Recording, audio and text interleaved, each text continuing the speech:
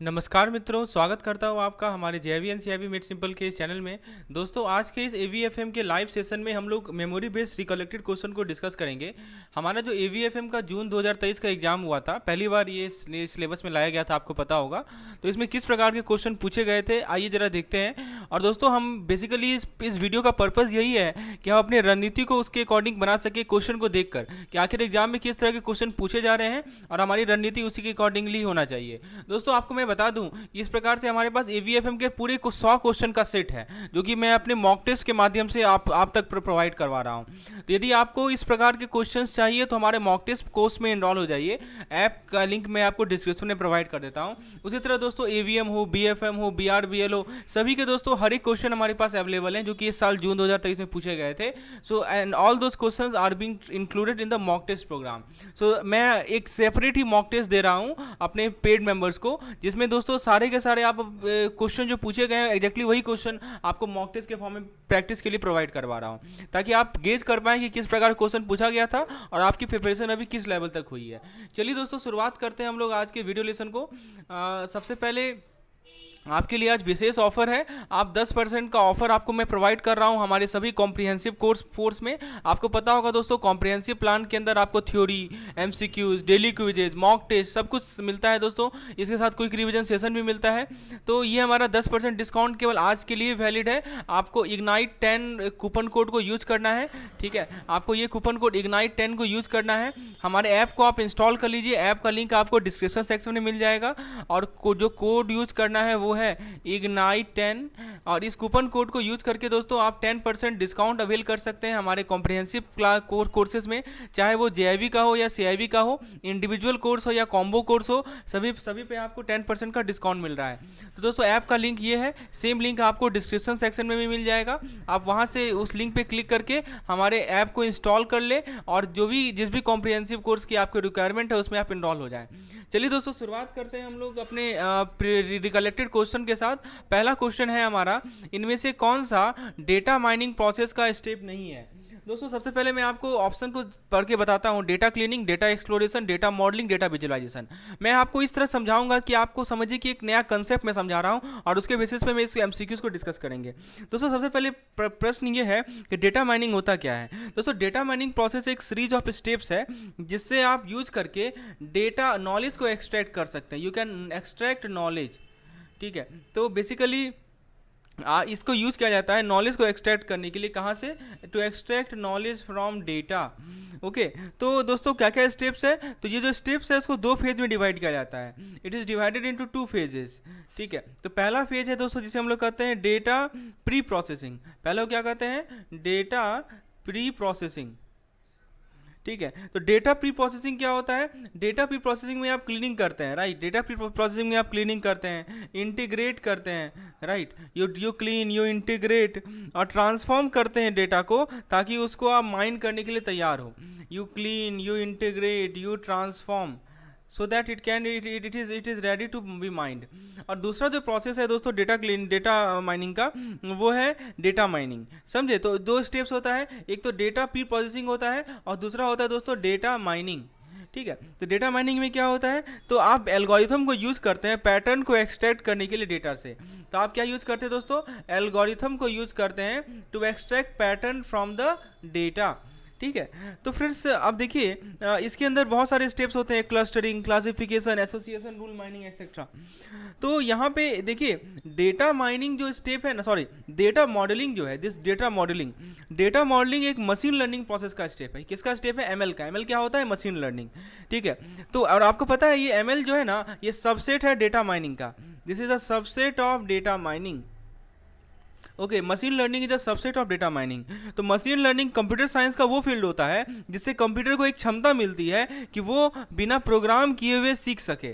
तो data modelling एक तरीका है जिसके द्वारा आप मैथमेटिकल मॉडल को क्रिएट करते हैं, जिससे आप फ्यूचर आउटकम को प्रिडिक्ट कर सकते हैं। तो सिंपल भाषा में आपको कहें तो डेटा क्लीनिंग एक प्रोसेस होता है, ठीक है। इसका मैं आपको सही जवाब भी बताता हूँ, ठीक है। देखिए इसका डेटा क्लीनिंग क्या है। डेटा क्लीनिंग एक प्रोसेस है ये देखने का कि डेटा आपका एक्यूरेट हो, data is accurate and consistent. तो डेटा एक्यूरेट है, कंसिस्टेंट है, ये देखने के लिए डेटा क्लीनिंग प्रोसेस है। उसके बाद दोस्तों डेटा एक्सप्लोरेशन क्या होता है? डेटा एक्सप्लोरेशन के द्वारा आप समझते हैं डेटा को इसके डिस्ट्रीब्यूशन को देखकर, right. You understand the data by looking at its distribution, इसके आउटलायर को देखते हैं और दोस्तों पैटर्न्स को देखते हैं। You look at the pattern, distribution and outlier. Data visualisation एक प्रोसेस है कि आप डेटा को रिप्रेजेंट करते हैं। यू रिप्रेजेंट द डेटा, जिसे आसान हो समझने के लिए, easy to understand way, easy to understand way मतलब आसान तरीके से समझने के लिए उसमें रिप्रेजेंट करते डेटा विजुअलाइजेशन। तो सही जवाब है दोस्तों इसका डेटा मॉडलिंग। तो डेटा मॉडलिंग कोई हमारा डेटा माइनिंग प्रोसेस का स्टेप नहीं है, मैंने आपको बताया ये मशीन लर्निंग का स्टेप है। So option number C is the correct answer. So this is how we explain each and every concept. Friends हमारे एमसीक्यूज का जो वीडियोज होता है इसमें एक एक ऑप्शंस को समझाया जाता है, इसके पीछे के जो कंसेप्ट है उसे समझाया जाता है और दोस्तों आपके पास सफिशिएंट नॉलेज दिया जाता है ताकि इस प्रकार के क्वेश्चन यदि आगे पूछे जाएं तो निश्चित रूप से आप उसका आंसर दे पाएं। चलिए आगे बढ़ते हैं दोस्तों। क्वेश्चन नंबर 2 आपके स्क्रीन पर है। पूछा जा रहा है इनमें से कौन सा प्लानिंग का कंपोनेंट नहीं है? पहला ऑप्शन है गोल सेटिंग, दूसरा ऑप्शन है डेवलपिंग स्ट्रेटजी, तीसरा है एग्जीक्यूटिंग प्लान, चौथा है मॉनिटरिंग एंड इवैल्यूएटिंग रिजल्ट। दोस्तों प्लानिंग एक प्रोसेस होता है जिसके अंदर आप गोल को सेट करते हैं, आप स्ट्रेटजीज को डेवलप करते हैं, आप प्लान्स को एग्जीक्यूट करते हैं और रिजल्ट को मॉनिटर करते हैं और इवैल्यूएट करते हैं, राइट। दोस्तों पहला जो स्टेप होता है प्लानिंग का वो होता है हमारा सेटिंग गोल, यानी इसके अंदर क्या होता है आप ये पता लगाते हैं कि आप क्या अचीव करना चाहते हैं, what you want to achieve, ये देखते हैं। नेक्स्ट स्टेप होता है हमारा डेवलपिंग स्ट्रेटजीज। तो डेवलपिंग स्ट्रेटजीज अगला स्टेप है, इसके अंदर आप आइडेंटिफाई करते हैं कि क्या क्या स्टेप लिया जाए, what are the steps that need to be taken to achieve your goals, ठीक है। और दोस्तों नेक्स्ट स्टेप है हमारा monitoring and evaluating results, execute करना भी जरूरी है। देखिए ये जो एग्जीक्यूटिंग प्लान है ना ये हमारा प्लानिंग का कंपोनेंट नहीं है, क्योंकि दोस्तों ये एक्चुअल प्लान्स का इम्प्लीमेंटेशन है जिसको हमने ऑलरेडी डेवलप किया। हमने दोस्तों प्लान्स को क्या किया, डेवलप किया और फिर आप उसके इम्प्लीमेंटेशन की बात आती है तो वही इम्प्लीमेंटेशन को हम लोग एग्जीक्यूटिंग कहते हैं। तो गोल को सेट करना मतलब ये पता लगाना कि आप क्या करना चाह रहे हैं, स्ट्रेटजी डेवलप करना मतलब कि आप कैसे वहाँ जा रहे हैं, प्लान को एग्जीक्यूट करना दोस्तों ये मतलब ये हुआ कि आप क्या क्या स्टेप्स लेंगे वहाँ तक पहुँचने के लिए, और मॉनिटर करना, रिजल्ट को इवैल्यूएट करना, आप ये चेक कर रहे हैं कि आप ट्रैक पे है या नहीं है और जो एडजस्टमेंट होगा वो आप लें। तो सही जवाब है दोस्तों इसका option number C executing plan, क्योंकि executing plan is not a part of the planning process itself, ये प्लान का इम्प्लीमेंटेशन है जिसको ऑलरेडी डेवलप किया जा चुका है। तो फुली समझ में आया होगा आपको इसका सही जवाब ऑप्शन नंबर सी क्यों सही है। चलिए आगे देखते हैं दोस्तों नेक्स्ट क्वेश्चन। नेक्स्ट क्वेश्चन में आपसे पूछा जा रहा है इनमें से किसे कंसीडर नहीं किया जाता जब आप डिग्री ऑफ ऑपरेटिंग लीवरेज यानी डीओएल को कैलकुलेट करते हैं। तो डीओएल को कैलकुलेट करने में इनमें से किसे कंसीडर नहीं किया जाता? ऑप्शन है contribution margin, fixed cost, variable cost, sales. हमने अपने थ्योरी वीडियो में अच्छे से समझा है दोस्तों डीओएल का क्या सिग्निफिकेंस है, डीओएल का पे दोस्तों हम लोगों ने सफिशिएंट न्यूमेरिकल को डिस्कशन किया है। आज के ये सवाल जो पूछा गया था जून 2023 के एग्जामिनेशन में, इनमें से किसे कंसीडर नहीं किया जाता है डीओएल के कैलकुलेशन में? दोस्तों डीओएल होता क्या है? डीओएल एक मेजर है कितना सेंसिटिव एक कंपनी का ऑपरेटिंग इनकम है to the change in sale. देखिए दो टर्म होता है, एक टर्म होता है दोस्तों ऑपरेटिंग इनकम और दूसरा टर्म होता है चेंज इन सेल, दूसरा टर्म होता है दोस्तों चेंज इन सेल। तो ऑपरेटिंग इनकम कितना ज़्यादा सेंसिटिव है चेंज सेल में चेंज होने से, ये हमारी डीओएल बताता है। इसको कैसे कैलकुलेट करते हैं? इसको सिंपल से कैलकुलेट करने का तरीका है कि जो कंट्रीब्यूशन मार्जिन है उसे नोमिनेटर में लिख दीजिए और जो ऑपरेटिंग इनकम है और जो आपका ऑपरेटिंग इनकम है उसको डिनोमिनेटर में लिख दीजिए, दोनों को डिवाइड कर दीजिए। Contribution margin upon operating income ये क्या दे देगा आपको? डीओएल दे देगा, डिग्री ऑफ ऑपरेटिंग लीवरेज दे देगा। दोस्तों थोड़ा सा मैं आपको कंट्रीब्यूशन मार्जिन के बारे में बता दूं, ये ऑप्शन ये जो है कंट्रीब्यूशन मार्जिन का रहा है। तो बेसिकली सेल्स और जो आपका वेरिएबल कॉस्ट है इसके बीच का जो डिफरेंस होता है उसे हम लोग कंट्रीब्यूशन मार्जिन कहते हैं। तो बेसिकली इसको कहा जाए ये वो पैसा है जो कि कंपनी ने छोड़ दिया है ताकि अपने फिक्स्ड कॉस्ट को कवर कर सके और एक प्रॉफिट को जनरेट कर सके। दो चीज़ के लिए दोस्तों, एक तो है हमारा फिक्स्ड कॉस्ट, तो फिक्स्ड कॉस्ट को कवर करना और प्रॉफिट जनरेट करना, कितना पैसा कंपनी के पास है फिक्स्ड कॉस्ट को कवर करने के लिए और प्रॉफिट जनरेट करने के लिए, वो होता है हमारा कंट्रीब्यूशन मार्जिन। दूसरा टर्म है दोस्तों ऑपरेटिंग इनकम। अभी मैंने बताया ना आपको CM upon OI। Operating income क्या होता है? ऑपरेटिंग इनकम वो प्रॉफिट होता है जो कि कंपनी बनाती है इससे पहले कि इंटरेस्ट और टैक्स से पहले। तो वेरिएबल कॉस्ट और फिक्स्ड कॉस्ट को सेल से माइनस कर देंगे ना आप, तो आपको मिल जाएगा ऑपरेटिंग इनकम। चीज़ें क्लियर हो रही है आपको दोस्तों? तो यहाँ देखिए, ड्यूअल जो है सेल्स से अफेक्टेड नहीं होता है, राइट? क्यों? क्योंकि सेल्स जो है इनपुट है, कैलकुलेशन में सेल्स क्या यूज़ करते हैं, इनपुट यूज़ करते हैं। तो ड्यूअल जो है कंट्रीब्यूशन मार्जिन से अफेक्टेड होगा, ये तो सही है। उसके बाद दोस्तों ऑपरेटिंग इनकम से ड्यूअल अफेक्टेड होगा, ये भी सही है। और दोस्तों ये ऑपरेटिंग इनकम और कंट्रीब्यूशन मार्जिन दोनों आउटपुट है कैलकुलेशन का। तो दोस्तों ड्यूअल आपको ये बताता है कि कितना कंपनी का जो प्रॉफिट है वो बदलेगा यदि सेल्स जो है सर्टेन परसेंटेज से चेंज हो जाए। मान लीजिए हम कहें कि सेल्स 1% से चेंज हो गया, तो कंपनी का जो ऑपरेटिंग इनकम है वो कितना चेंज होगा, अपनी कंपनी का प्रॉफिट है वो कितना चेंज होगा, वो हमें बताता है दोस्तों ड्यूअल। तो यदि ड्यूअल हाई है, इसका मतलब कि चेंज में, सेल्स में छोटा सा चेंज आ जाए, इसका लार्ज इंपैक्ट पड़ेगा प्रॉफिट पे। और यदि ड्यूअल कम है, इसका मतलब कि सेल्स में छोटा सा चेंज आ जाए, इसका स्मॉल इंपैक्ट पड़ेगा हमारे प्रॉफिट पे। दोस्तों सही जवाब है इसका सेल्स को कंसिडर नहीं किया जाता जब आप ड्यूअल को कैलकुलेट करते हैं, क्योंकि सेल्स जो इनपुट है, right? We have already discuss. Rather contribution margin, fixed cost and variable cost are considered, but sales is not considered. So option number D is the correct answer. Hopefully you have understood this particular question. Now let's come to the next question. Next question आपके screen पर है। पूछा जा रहा है कि इनमें से कौन सा सही फॉर्मूला है ऑपरेटिंग लेवरेज का? Contribution margin upon fixed cost, contribution margin upon sales, EBIT upon fixed cost, EBIT upon sales. दोस्तों मैंने आपको बताया अभी ड्यूअल क्या होता है, degree of operating leverage. We have already talk about this DOL. तो ड्यूअल एक मेजर होता है कितना सेंसिटिव कंपनी का ऑपरेटिंग इनकम है सेल्स में चेंज होने से। और मैंने आपको कंट्रीब्यूशन मार्जिन भी बताया था। तो इसको कंट्रीब्यूशन मार्जिन को फिक्स कॉस्ट से जब डिवाइड करते हैं तो हमें मिलता है हमारा ड्यूअल। तो कंट्रीब्यूशन मार्जिन क्या होता है? कंट्रीब्यूशन मार्जिन होता है sales minus variable cost, okay. और ये वो पैसा है जो कि कंपनी ने अलग से रखा है अपने फिक्स कॉस्ट के लिए और प्रॉफिट जनरेट करने के लिए। और फिक्स्ड कॉस्ट वो कॉस्ट होता है जो कि सेल्स के लेवल से चेंज नहीं होता है। इसके अंदर रेंट आ जाएगा, इसके अंदर सैलरीज आ जाएंगे, राइट? इसके अंदर डेप्रिसिएशन आ जाएंगे। तो बताइए डेप्रिसिएशन क्या सेल्स से चेंज होगा? बिल्कुल नहीं चेंज होगा। रेंट बिल्कुल नहीं चेंज होगा, सैलरीज बिल्कुल नहीं चेंज होंगे। तो दोस्तों ड्यूअल आपको मेजर करता है,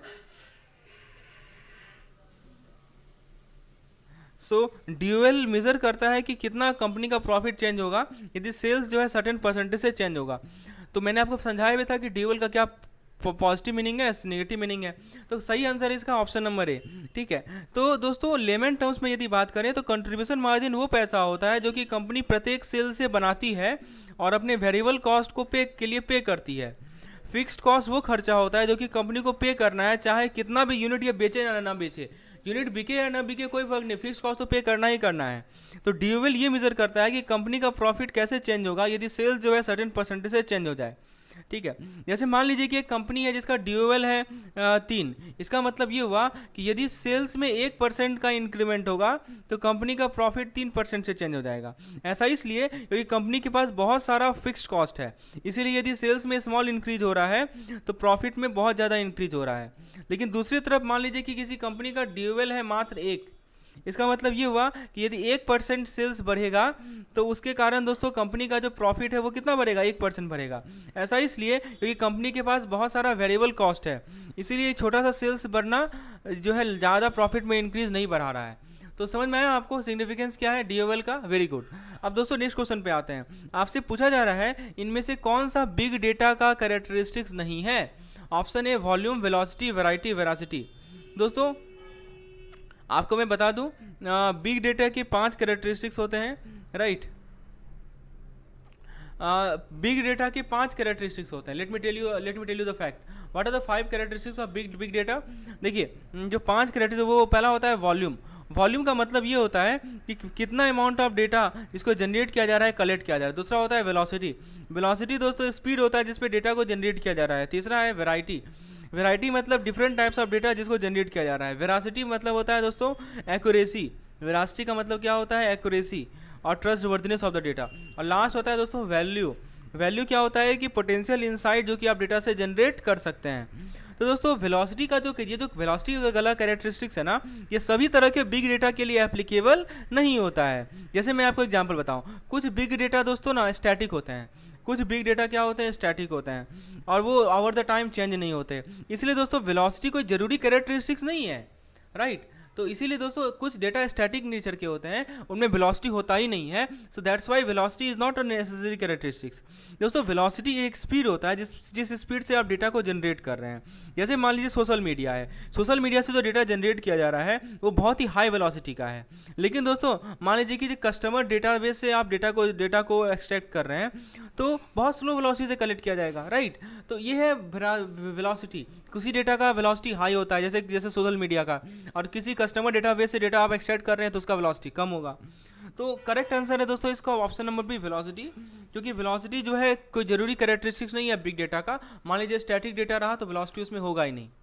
चलिए आगे देखते हैं दोस्तों। यदि आप CIB 2023 की तैयारी कर रहे हैं और आपको किसी प्रकार की स्टडी मटेरियल की रिक्वायरमेंट है, चाहे वो PDF के फॉर्म में हो, वीडियोस के फॉर्म में हो, मॉक टेस्ट के फॉर्म में हो, डेली क्विज़ेस के फॉर्म में हो, क्विक रिवीजन सेशन के फॉर्म में हो, हमारे पास सारा चीज़ अवेलेबल है आपके प्रिपरेशन को स्मूथ बनाने के लिए। तो दोस्तों यदि आप एक फुल प्रूफ स्टडी मटेरियल की रिक्वायरमेंट है आपको, जिसको आप पढ़ ले तो निश्चित रूप से CIB क्लियर हो जाए, तो दोस्तों आप सही जगह पे हैं। हमारा जो मटेरियल है वो इसी तरह डिज़ाइन किया गया है ताकि आप अपने CIB एग्जामिनेशन को परफेक्शन अचीव कर सकें। तो friend, these are the plans which are available: comprehensive plan, unit wise and full length mock test, videos courses. Okay, every type of plans are available. For more detail you can WhatsApp me on this particular number. Okay, I will provide you the detail how to access this particular course. So now hopefully you have understood how to access this course, what are the benefits of this course. Now let's come to the next question. दोस्तों next question में आपसे पूछा जा रहा है इनमें से कौन सा एक ऐसा रिस्क है जो कि एसोसिएटेड नहीं होता है स्पैक में इन्वेस्टिंग से। अब दोस्तों स्पैक देखिए यहाँ पे एक टर्म है इलिक्विडिटी, राइट। देखिए यहाँ पे लिखा इलिक्विडिटी का मतलब क्या होता है कि आप एक एसेट को क्विकली और इजीली नहीं खरीद पा रहे हैं, नहीं बेच पा रहे हैं। और ये जो SPAC होते हैं दोस्तों ना, व्हाट इज दिस SPAC? तो ये SPAC टिपिकली इलिक्विड हो जाते हैं एक्विजिशन, जैसे ही एक्विजिशन कंप्लीट होता है।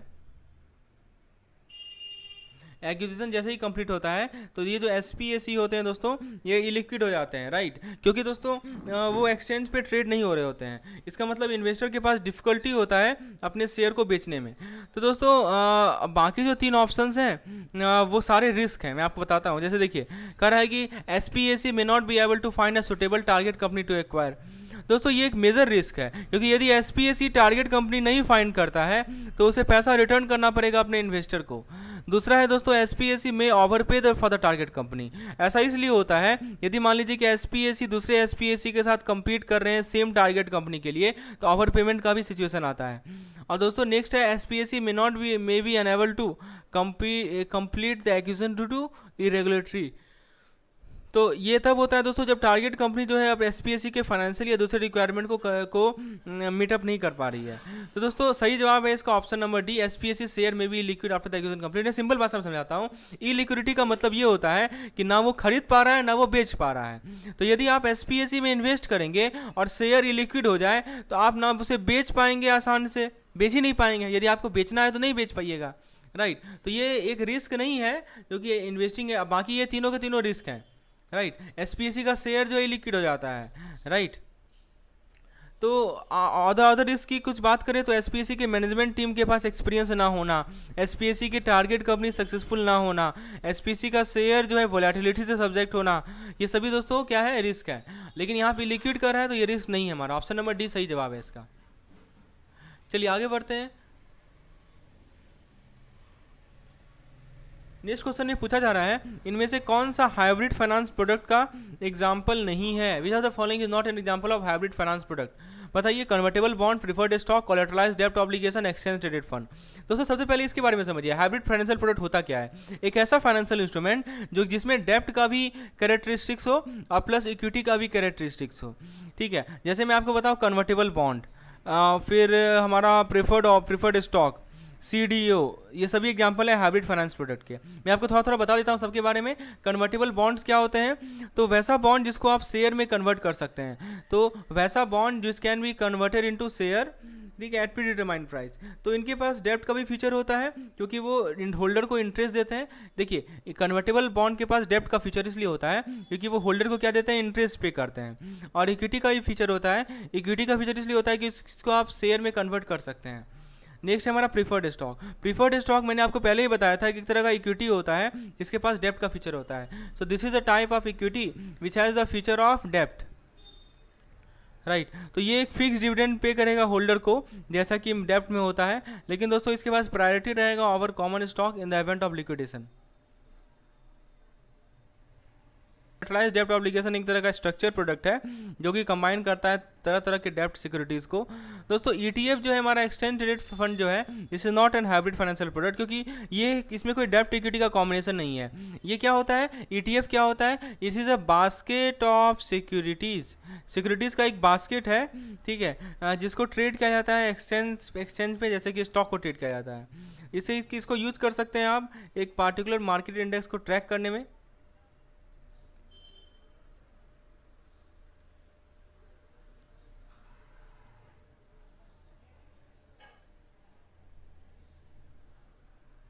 सो हाइब्रिड फाइनेंशियल प्रोडक्ट एक ऐसा फाइनेंशियल इंस्ट्रूमेंट होता है जिसके पास कुछ कैरेक्टरिस्टिक्स होते हैं डेप्ट के, कुछ होते हैं इक्विटी के। ईटीएफ हाइब्रिड फाइनेंशियल प्रोडक्ट नहीं है क्योंकि इसमें कोई डेप्ट इक्विटी का कॉम्बिनेशन नहीं है, और ये सिक्योरिटी का बास्केट होता है जिसको एक स्टॉक एक्सचेंज पर ट्रीट किया जाता है जैसे स्टॉक। चलिए आगे देखते हैं, let's see the next question.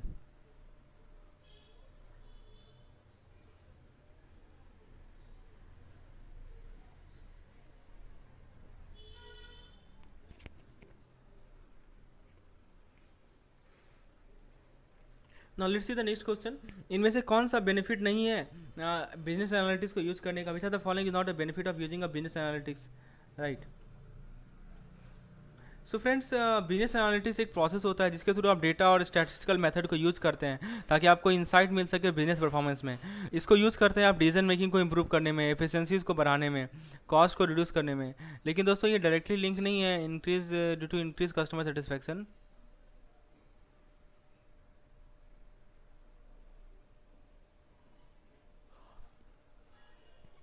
So friends, ये जो हमारा कस्टमर सेटिस्फैक्शन है, यहाँ पे देखिए ऑप्शन डी लिखा हुआ है कस्टमर सेटिस्फैक्शन, यही सही जवाब है इसका।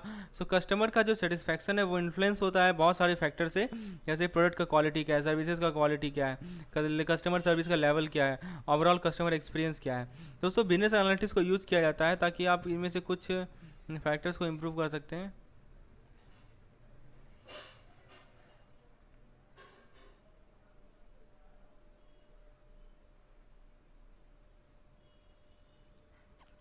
So option number D is the correct answer for this particular question.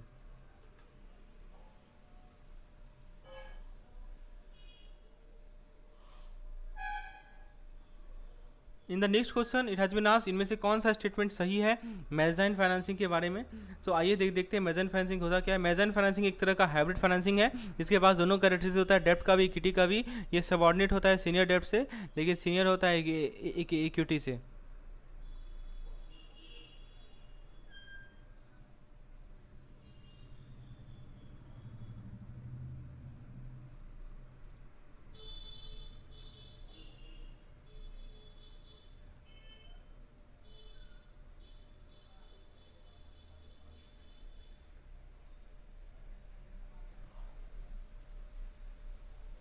So मेजाइन financing companies use करती है जिसको कैपिटल रेज करना है स्पेसिफिक प्रोजेक्ट के लिए या एक्सपेंशन के लिए।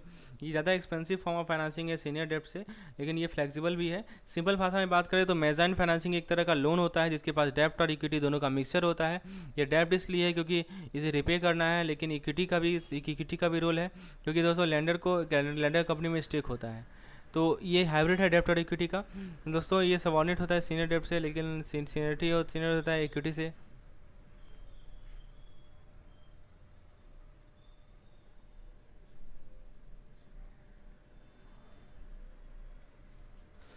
सो this is all about mezzanine financing. Next question है कि इनमें से कौन सा मेजाइन फाइनेंसिंग का फीचर नहीं है? तो मैंने आपको बताया कि मेजानाइन फाइनेंसिंग एक हाइब्रिड है डेब्ट और इक्विटी फाइनेंसिंग का। इसे ग्रोथ को फाइनेंस किया जाता है, एक्सपेंशन पीरियड को फाइनेंस किया जाता है। इसमें हाई इंटरेस्ट रेट होता है ट्रेडिशनल डेब्ट फाइनेंसिंग से, लेकिन दोस्तों ये सिक्योर्ड नहीं होता है बोरोवर के एसेट से। इसका मतलब ये हुआ कि लैंडर के पास कोई क्लेम नहीं होता है बोरोवर के एसेट का यदि बोरोवर डिफॉल्ट करता है। तो मेजाइन फाइनेंसिंग एक तरह का लोन है जिसमें डेप्ट और इक्विटी का मिक्सचर है। दोस्तों ये डेप्ट की तरह है क्योंकि इसको रिपे करना है, और इक्विटी की तरह है क्योंकि लैंडर के पास स्टेक होता है कंपनी में। लेकिन डेप्ट की तरह मेजाइन फाइनेंसिंग में डिफरेंस क्या है कि mezzanine financing is not secured by borrower asset. इसका मतलब लैंडर के पास कोई गारंटी नहीं है कि they will be repaid if the borrower default on the loan.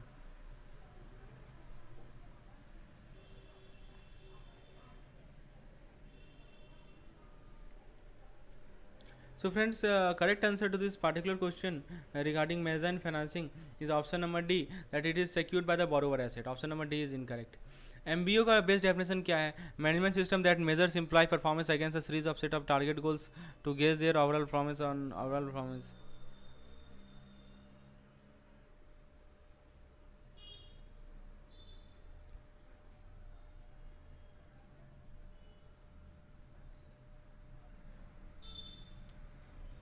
So regarding MBO, MBO एक साइक्लिकल प्रोसेस होता है जो कि इसमें आप ऑब्जेक्टिव सेट करते हैं. ऑब्जेक्टिव स्पेसिफिक होगा, मेजरेबल होगा, अचीवेबल होगा, रिलेवेंट और टाइम बाउंड होता है. जैसे ऑब्जेक्टिव आपने सेट किया तो मैनेजर और एम्प्लॉय जो एक प्लान डेवलप करते हैं ताकि पहुंच सकें. So to reach them the plan should include the task that ready to be completed. So if the plan is then implemented and the progress is monitored.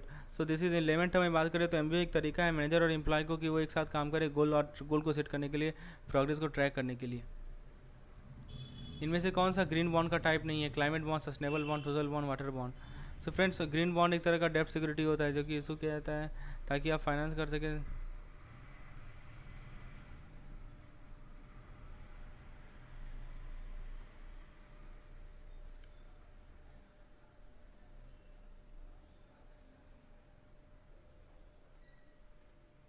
These are the plans which are available for CIB comprehensive course, CIB PDF plan, CIB mock test plan. So friends, similarly we have more questions. So if you are interested for such type of MCQs, previous year questions, then please WhatsApp me on the particular number, and also install our app JIB and CIB Made Simple, and click on this 3 dot. After installation you will be directed to free material section. free material section में दोस्तों आपको videos मिल जाएंगे, daily quizzes मिल जाएंगे, कुछ PDF मिल जाएंगे previous year question के. तो जरूर ऐप को इंस्टॉल कर लें. बहुत सारा मटेरियल फ्रीली मैं प्रोवाइड कर रहा हूँ अपने कैंडिडेट्स के लिए, which are very important from examination point of view. So hopefully you enjoy today's session. If you enjoy today's session, please like the videos, share the videos, do subscribe our channel and also hit the bell icon ताकि आपको instant notification मिल जाए.